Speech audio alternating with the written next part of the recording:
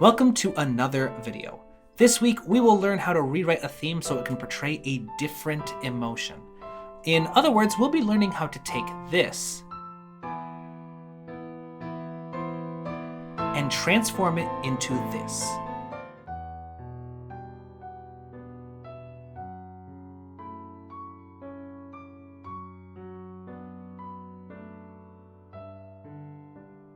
Now, you may have recognized that first cue as the same one we used in last week's video.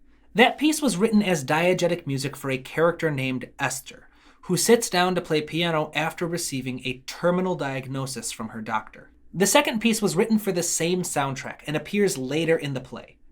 In this scene, Esther has long since passed away, and her husband is finally finding the courage to listen to the very last piece she ever wrote for him. This meant that I needed to find a way to transform the original cue into a beautiful but bittersweet love theme. Now, the first step to transforming or developing any piece of music is to start by describing your starting point and your ending point. In other words, you need to understand what you're working with and how dramatically it needs to transform. For shifting emotions, there are at least 3 different things that we want to consider: the valence, size, and movement of your 2 emotions. Valence refers to how positive or negative your target emotion is. Another way to think about this is how pleasant/unpleasant or dark/bright the emotion is. The very first version of my theme focused on portraying some extremely dark emotions, but the new version needed to feel lighter and somehow both loving and sad. This means that I needed to find a way to make my music sound comparatively brighter, but without overdoing it and making it sound too happy. Size refers to how overwhelming or all-consuming an emotional experience is. The more overwhelming the emotion, the larger your music will need to sound. My first theme focused on portraying an incredibly overwhelming emotional experience, and in comparison, I wanted the reprise to sound much more intimate and gentle. This meant that I needed to find a way to reduce the size without making the theme sound overly simplified. And finally, movement refers to how energizing or depleting your emotion tends to be. You can also think of this as how much energy and movement are involved with the physical expression of your target emotion. My original cue used a ton of movement to ramp up the energy and panic that the character was experiencing. But I wanted this new version to sound far more calm, as both the protagonist and audience find some form of closure in hearing Esther play the piano one last time. So, all in all, I knew that my new theme needed to have a comparatively brighter valence, but not too bright. It also needed to sound much more intimate, with a greatly reduced size and scope than the original version. And finally, I also knew that I wanted to reduce the amount of overall movement in my second.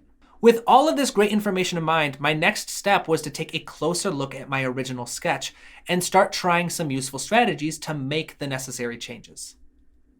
My original theme consisted of a simple 8-bar melody written on top of a repeating 4-bar chord progression that went A minor,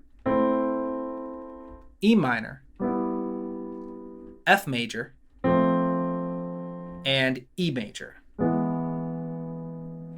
The melody was played just once before evolving into a much more chaotic and rhythmically driven texture.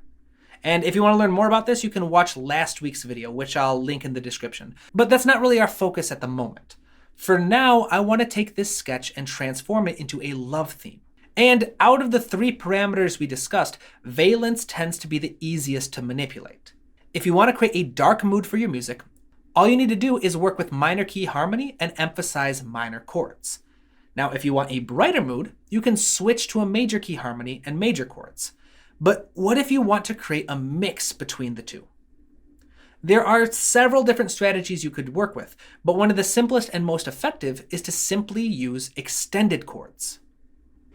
You see, simple chords like major and minor triads have simple valences.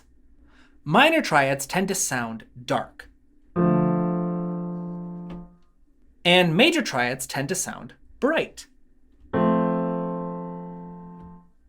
However, extended harmonies like 7th and 9th chords contain all the notes found in multiple triads, which help send conflicting signals.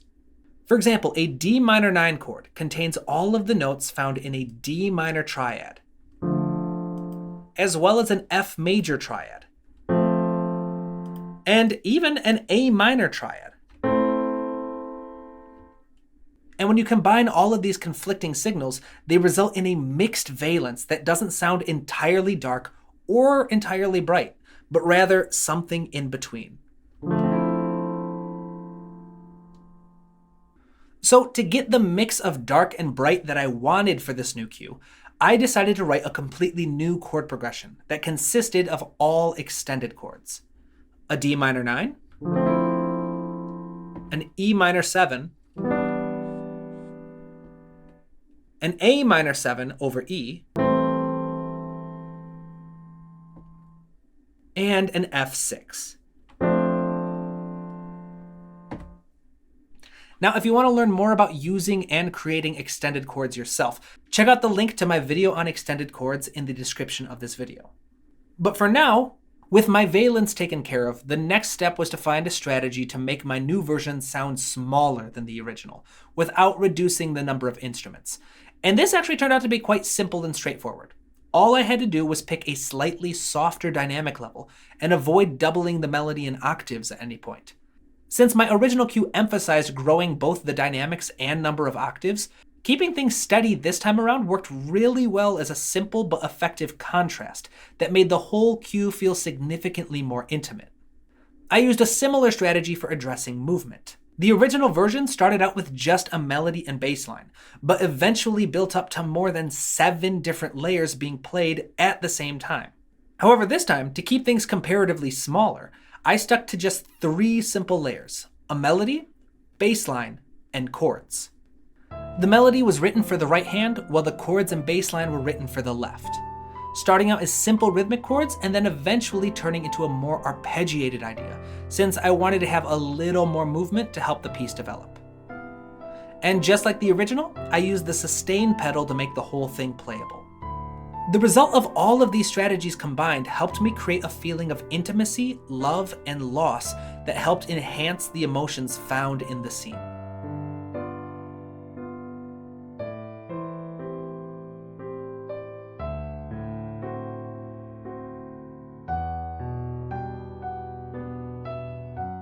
So, to summarize, the secret to rewriting a piece of music to portray a different emotion is to start by describing the differences between your 2 target emotions. How should the valence, size, and movement of your new piece be different compared to the original? Then just simply start with a sketch of your original melody and chord progression and begin applying different strategies to help modify your valence, size, and movement until your new piece portrays the type of emotion you want it to. And with that, we've reached the end of another video. If you would like to learn my process for making these templates, check out my online class or ebook on portraying emotions with music. This is the very last week to sign up before registration closes, and you have to wait for another cohort to begin in 6 weeks. I want to take a quick moment to thank my wonderful patrons who make videos like this one possible. I also want to thank each of you who show your support through various means like subscribing to my channel and sharing my videos. I appreciate each of you more than you know. So until next time, my friends, keep studying, keep working hard, and keep writing new music. I'll see you in the next video.